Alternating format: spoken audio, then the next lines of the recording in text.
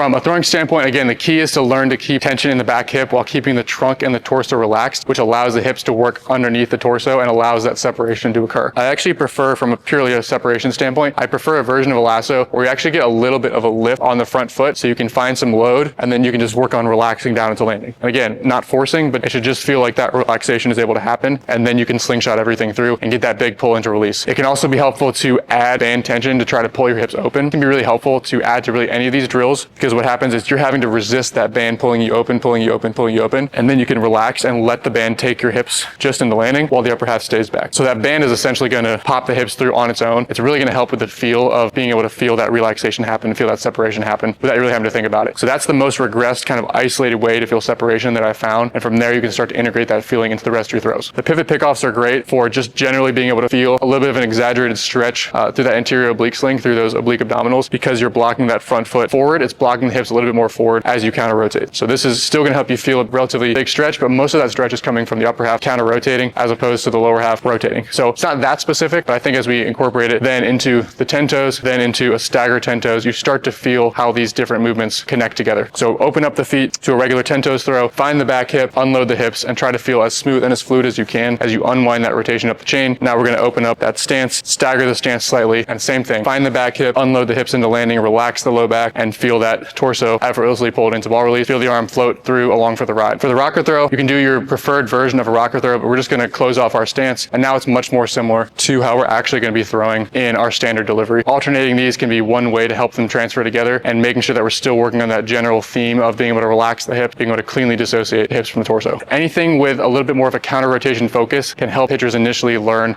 how to get the hips to rotate ahead of the torso. General pickoffs can be helpful, and not necessarily done in the way that you would do if you're trying to pick off to first base and be as quick as possible, but more so just starting counter rotated to the target and just having to feel hips go first, torso stay back. Because we're in that counter rotated position, it's very difficult for everything to rotate at once.